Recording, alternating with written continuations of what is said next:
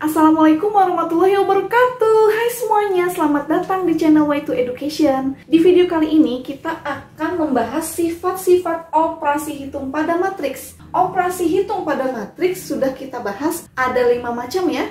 Penjumlahan, pengurangan, perkalian skalar dengan matrik, perkalian matrik dengan matrik, dan perpangkatan.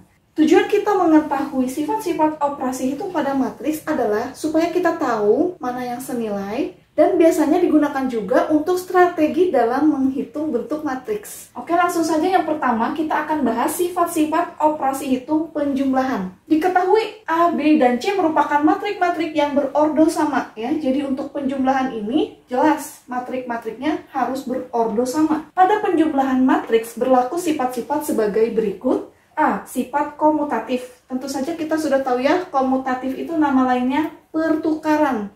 Jadi kalau ada matrik A ditambah matrik B, nanti akan sama dengan matrik B ditambah matrik A. Selanjutnya yang B, sifat asosiatif. Asosiatif itu nama lainnya pengelompokan.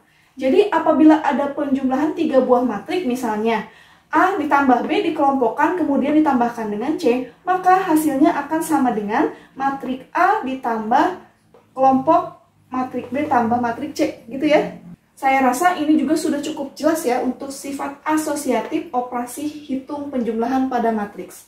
Oke, selanjutnya yang C. Terdapat matrik 0 sehingga suatu matrik, misalnya matrik A, jika dijumlahkan dengan matrik 0 itu matrik yang elemennya semuanya 0, maka akan sama dengan matrik 0 ditambah matrik A, maka hasilnya akan berupa matrik A. Nah, ini khusus untuk sifat matriks 0. Nah, kemudian yang D, setiap matrik A dapat mempunyai lawan matrik negatif A, sehingga apabila suatu matrik dijumlahkan dengan lawannya, maka akan menghasilkan matriks 0. Oke, selanjutnya yang E, jika A pangkat T dan B pangkat T adalah transpos dari matrik A dan B, maka akan berlaku apabila ada penjumlahan matrik A tambah matrik B transpos, maka ini akan sama hasilnya dengan matrik A transpos ditambah matrik B transpos. Selanjutnya F, terdapat matrik X sedemikian sehingga, nah berarti ini misalnya suatu persamaan. Apabila suatu matrik A ditambah matrik yang belum diketahui, misalkan matrik X sama dengan B, nah maka untuk menentukan bentuk matrik X, kita bisa kurangkan matrik B dengan matrik A. Nah, seperti ini ya untuk sifat-sifat operasi hitung penjumlahan pada matriks. Selanjutnya, sifat-sifat operasi hitung pada matriks yang kedua, yaitu sifat-sifat operasi hitung pengurangan pada matriks. Diketahui matrik A, matrik B, dan matrik C merupakan matrik-matrik yang berordo sama. Pada pengurangan matriks berlaku sifat-sifat sebagai berikut. A. Tidak bersifat komutatif, yaitu matrik A dikurangi matrik B, hasilnya tidak akan sama dengan matrik B dikurangi matrik A. Kemudian yang B, memiliki sifat asosiatif, yaitu pengelompokan ya. Matrik A dikurangi matrik B, kemudian dikurangi matrik C, hasilnya akan sama dengan matrik A dikurangi matrik B dikurangi matrik C. Kemudian yang C, jika A pangkat T dan B pangkat T adalah transpos dari matriks A dan matriks B, maka berlaku A dikurangi B transpos sama dengan A transpos dikurangi B transpos.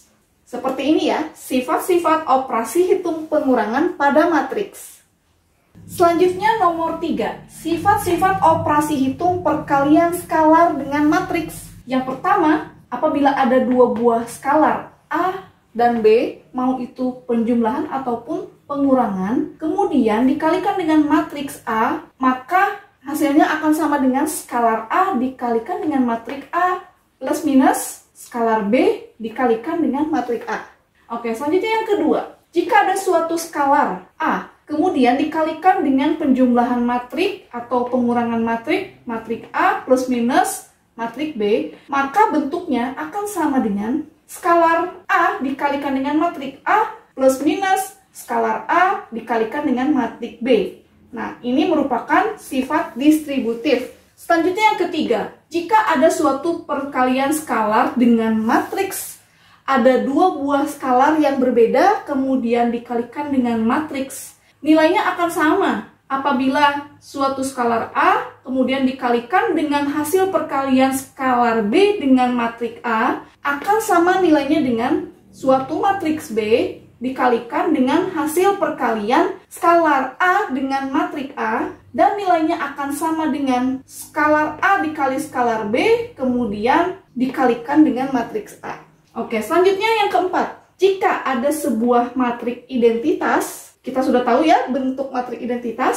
Nah, kemudian dikalikan dengan suatu matriks A, maka bentuknya akan sama dengan matriks A. Kemudian yang kelima, apabila ada suatu skalar bernilai negatif 1, kemudian dikalikan dengan suatu matriks A, maka akan menghasilkan lawan dari matriks A ya, atau negatif matriks A. Oke, selanjutnya yang keenam, jika ada suatu matriks 0, matriks 0 ini berarti matriks yang semua elemennya 0, kemudian dikalikan dengan suatu matriks A, maka hasilnya adalah matriks 0. Nah, ini disebut sifat matriks 0. Kemudian yang ketujuh, apabila ada penjumlahan dua buah matriks yang sama, misalnya matriks A ditambah matriks A, maka ini nilainya akan sama dengan suatu skalar, sejumlah matriksnya, kemudian dikalikan dengan matriks A. Ya, begitupun apabila penjumlahannya ada 3 buah, matriks A ditambah matriks A ditambah matriks A, maka sama dengan skalar 3, berarti ya 3 dikali matriks A. Dan seterusnya ya, A tambah A tambah A tambah A berarti 4 dikali matriks A. Nah, seperti ini ya, sifat-sifat operasi hitung perkalian skalar dengan matriks. Selanjutnya yang keempat, sifat-sifat operasi hitung perkalian matriks dengan matriks.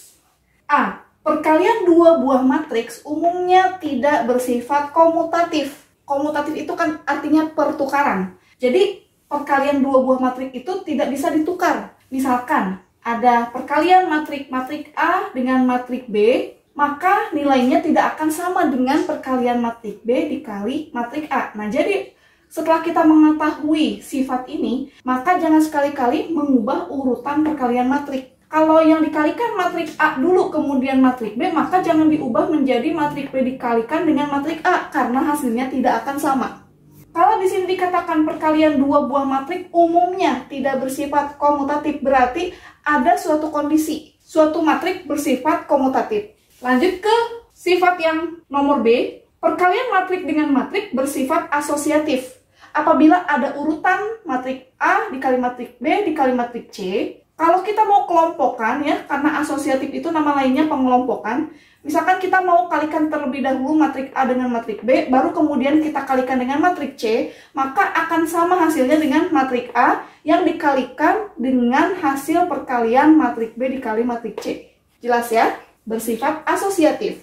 Kemudian nomor C, bersifat distributif. Distributif nama lainnya penyebaran, yaitu apabila suatu matriks A kemudian dikalikan dengan bentuk penjumlahan matriks B ditambah matriks C, maka akan sama hasilnya dengan matriks A dikali matriks B ditambah matriks A dikali matriks C. Di sini juga harus diperhatikan urutannya ya, apabila ada suatu perkalian matriks. Nah, apabila posisi matriks A ada di sebelah kiri, kemudian penjumlahan matriks B dan matriks C ada di sebelah kanan, maka posisi matriks A ini harus ada di depan. Matriks A dikali matriks B ditambah matriks A dikali matriks C. Tidak boleh menjadi matriks B dikali matriks A ya. Tidak seperti operasi pada bilangan real ya. Harus sesuai urutan karena pada perkalian matriks dengan matriks umumnya tidak bersifat komutatif ya. Jadi matriks A dikalikan dengan bentuk penjumlahan matriks B ditambah matriks C sama dengan matriks A dikali matriks B ya. Kemudian ditambah dengan matriks A dikali matriks C. Nah, ini biasa disebut sifat distributif kiri. Atau misalnya perkaliannya urutannya adalah matriks B ditambah matriks C. Kemudian dikalikan dengan matriks A. Nah, matriks A kan ada di sebelah kanan ya. Kalau ini kan matriks A-nya ada di sebelah kiri, makanya distributif kiri. Kalau ini matriks A-nya ada di sebelah kanan. Nah, jadi tetap ke kanan arahnya. Matriks B dikali matriks A ditambah matriks C dikali matriks A. Ya, ini biasa disebut distributif kanan. Nah, kemudian D. Dalam matriks persegi berordo sama terdapat suatu matriks identitas I. Kita sudah tahu ya bentuk matriks I, matriks yang diagonal utamanya bernilai 1 sedangkan elemen lainnya 0. Sehingga berlaku, nah, di sini apabila kita menemukan suatu matriks identitas dikalikan dengan suatu matriks A, dan matriks identitas maupun matriks A ini berordo sama dan dia adalah matriks persegi, maka di sini berlaku sifat komutatif. Ya, jadi kalau ada matriks E dikalikan dengan matriks A, akan sama nilainya dengan matriks A dikalikan matriks I. Nah, nanti hasilnya adalah matriks A itu sendiri. Jadi kalau tadi dikatakan perkalian dua buah matriks umumnya tidak bersifat komutatif, pada matriks-matriks biasa tidak bersifat komutatif. Nah, pengecualiannya adalah ketika suatu matriks ini dikalikan dengan suatu matriks identitas. Nah, di sini berlaku komutatif. Matriks identitas dikalikan dengan matriks A sama dengan matriks A dikali matriks identitas, maka hasilnya adalah matriks A. Oke, selanjutnya nomor E. Jika matriks A dikali B sama dengan matriks 0, belum tentu matriks A adalah matriks 0 atau matriks B adalah matriks 0. Dengan 0 adalah matriks 0. Ya, jelas ya? Lanjut ke F. Jika matriks A dikali matriks B sama dengan matriks A dikali matriks C, belum tentu nilai B ini sama dengan C. Ya, belum tentu matriks B sama dengan matriks C.